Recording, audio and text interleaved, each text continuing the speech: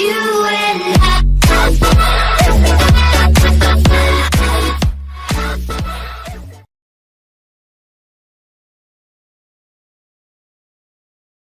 GetAcct. It's been around for the ages. And so all you have to do realistically is do a 192.168.92.131 against your target, and always move the end of the relative identifier much higher. Guests start right around the 1,000, so you realistically want to give yourself as many as you can here. So it depends on the size of the network that you estimate your target to be. If it's, about 100,000 users, set this to, 200,000. Give yourself plenty of room.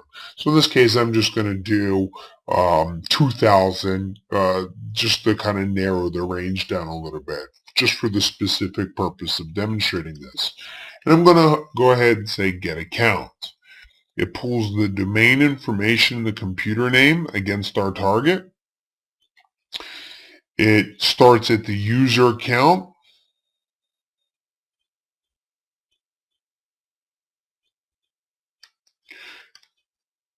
And I'm going to go ahead and expand this here so that I can show you just the information that you get. So I've got the two default accounts, administrator and guest.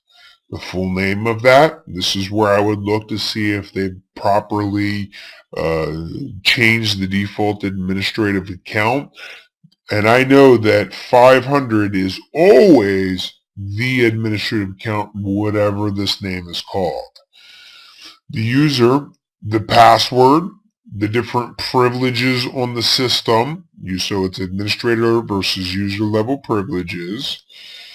The primary group ID that it's related to, so in this case 513, the different accounts, okay, and then you can expand these and play with these and look in much further detail, right? So you can see if the account is disabled or not.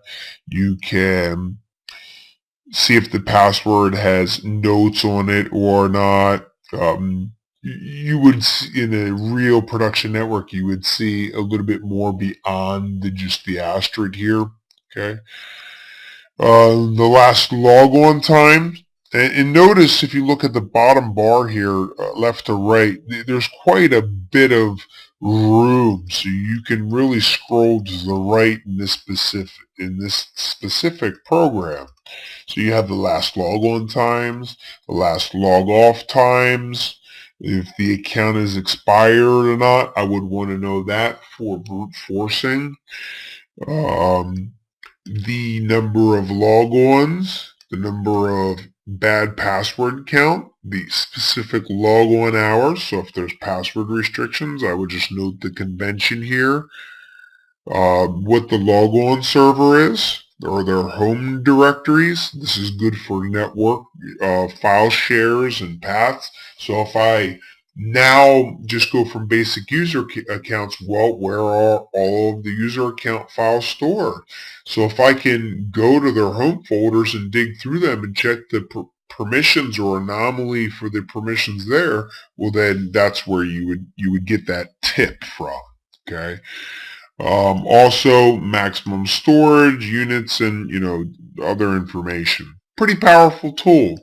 Now one of the things that I definitely recommend doing here is if you go ahead and save as, and go ahead and save it as a CSV or comma separated value file, and you can get an idea of how this is actually stored. It'll be good for importing and exporting purposes.